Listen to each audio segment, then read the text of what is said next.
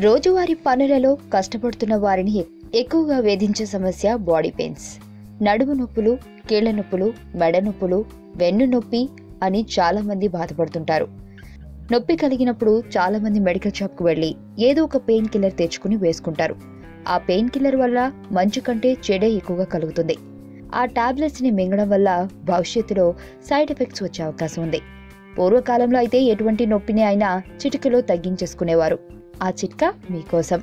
ప్రకృతిలో సహజంగా లభించే ఆలివ్ ఆయిల్ ని కొద్దిగా తీసుకుని దానిలో కొంత మొత్తంలో ఉప్పును వేసి పేస్ట్లా వచ్చే వరకు కలపాలి. బాగా మిక్స్ చేసిన తర్వాత వచ్చిన మిశ్రమాన్ని నొప్పి ఉన్న ప్రాంతంలో రాయాలి.